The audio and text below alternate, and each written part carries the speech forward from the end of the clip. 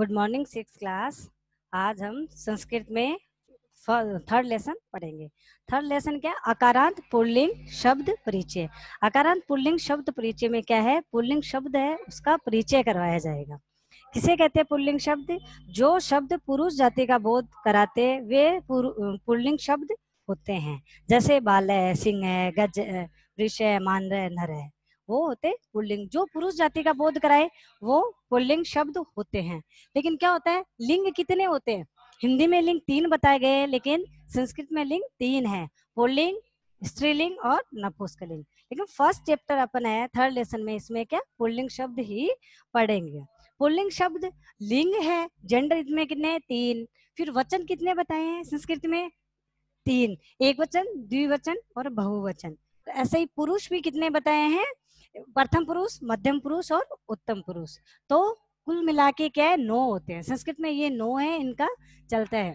तो अपन यहाँ पे क्या है, आज क्या पढ़ रहे हैं? पुल्लिंग पढ़ रहे हैं। जो पुरुष जाति का बोध कराए वो पुल्लिंग। जैसे बाल है, नर है, वानर है, सिंह है, वृष है, ठीक है। वृष मीन्स बैल, ठीक है।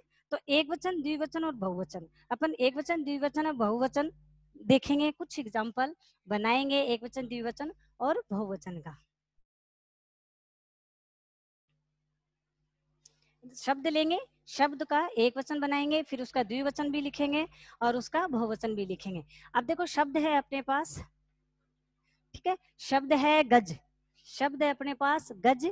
उस गज का एक वचन क्या होएगा? शब्द है गज, गज का क्या बनाओगे? गज का क्या बनता है? एक वचन गज है। क्या है? गज है, मतलब एक हाथी। द्विवचन क्या हो जाएगा? गजो। क्या हो जाएगा? गजो, मतलब क्या हुआ? 2 हाथी। और बहुवचन क्या हो जाएगा? गजा। बहुवचन का अर्थ, बहुवचन क्या हो जाएगा? गजा। गजा मतलब 3 या 3 से अधिक हाथी है। वैसे ही अज, अज मतलब अज, अज मतलब बकरा, अज मतलब बकरा, ठीक है। इसका हिंदी में क्या होता है? बकरा। अज, इसका एक वचन अजय, द्विवचन अजो। द्विवचन में 2 है तो अपने पास अजो, और 3 या 3 से अधिक है तो अजा। 3 या 3 से अधिक है तो अजा। अज, अजो, अजा। यह है अकारांत पुल्लिंग शब्द में। अकारांत और एकारांत उकारांत सब में अलग लाएंगे, लेकिन अकारांत में ये अजय, अजो, अजा। एक तो ये पुरुष जाति का बोध कराते। दूसरी इनकी विशेषता और एक बताइए कि इनके अंतिम अंतिम शब्द क्या होएगा? ए का उच्चारण होता है। अंतिम शब्द में ए का उच्चारण होता है, वो पुल्लिंग है। एक पुरुष जाति का बोध कराया, दूसरा अंतिम स्वर उच्चारण भी इसका किसका आ रहा है? ए का उच्चारण आ रहा है। चंद्र, चंद्र मतलब चांद। कुछ शब्द जो संस्कृत में हिंदी अनुवाद अलग है, लेकिन संस्कृत में उनका अर्थ अलग है। चटक, चटक, चटक को क्या बोलते हैं? चीड़ा। चटक को हिंदी में चीड़ा। कृषक, किसान, कृषक, किसान। कृषक संस्कृत में और हिंदी में अपन किसान, किसान बोलते हैं। कच्छप, कछुआ, कच्छप, कछुआ। कच्छप बोलेंगे संस्कृत में, तो हिंदी में इसका अर्थ है कछुआ। सुके, तोता, सुके, तोता, सुके, तोता।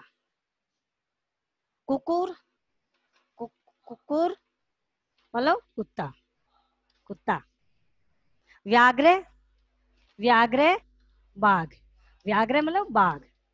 विडाल, विडाल का अर्थ होएगा भैंस, विडाल भैंस, विडाल का अर्थ है भैंस। तो ये संस्कृत में शब्द ये बोलेंगे तो हिंदी का ये अर्थ है। गर्दभ, गर्दर्भ, गधा, गर्दर्भ, गधा, ठीक है। गर्दर्भ, गधा। संस्कृत का अलग है और हिंदी का भी अलग है, तो गर्दभ, गधा। श्री, श्रीगाल, श्रृंगा, सियार, श्रीगाल, सियार, सियार। तो पुल्लिंग शब्द समझ में आया? पुल्लिंग शब्द किसे कहते हैं? जो पुरुष जाति का बोध कराए और अंतिम शब्द है उसका उच्चारण क्या है? ए आए, वो पुल्लिंग शब्द है। अब एक वचन, द्विवचन और बहुवचन, 3 वचन होते हैं, ठीक है। संस्कृत में 3 वचन होते हैं। जो एक वचन क्या होता है? जो एक वस्तु का बोध करा रहा है वो एक वचन। द्विवचन जो दो वस्तु या दो व्यक्तियों का जो बोध करा रहा है वो द्विवचन। बहुवचन जो तीन या तीन से अधिक व्यक्ति या वस्तु का जो बोध कराता है वो बहुवचन होता है। उसके कुछ उदाहरण देखे थे। अब जैसे क्रीडको, क्रीडको मतलब खेल, तो क्रीडक है मतलब एक खेल खेल रहा है क्रीडको, दो कोई गेम खेल रहा है वो, और क्रीडका तीन खेल रहा है। कुछ हिंदी के हिंदी को संस्कृत में बदलो, कुछ संस्कृत के हैं वो हिंदी में बदलो। जैसे ये तीन, तीन सियार, ये हिंदी है, इसको संस्कृत में कन्वर्ट करो, तीन सियार है। तीन सियार को कैसे लिखोगे? एक सियार क्या होता है?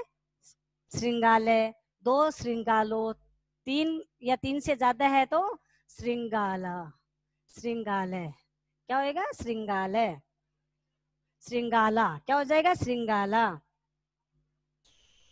और ऐसे हैं कि एक, एक क्या है आपके पास?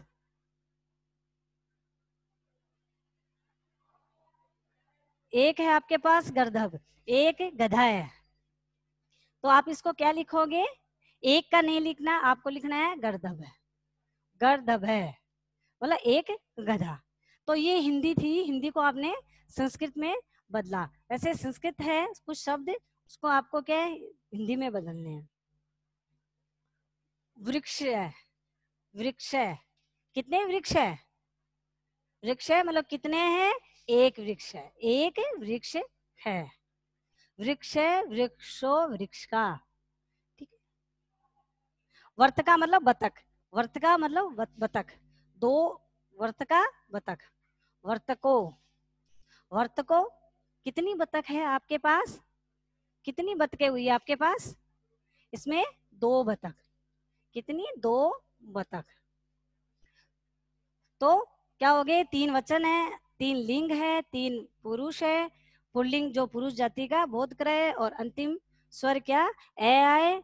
और कुछ शब्द जो संस्कृत में अलग है और हिंदी में अलग है, जैसे चित्रक, चित्ता, चित्रक चित्ता, पर्वत पहाड़, निर्जर झरना, शशक खरगोश, शशक खरगोश, शशक किसको कहते हैं? खरगोश।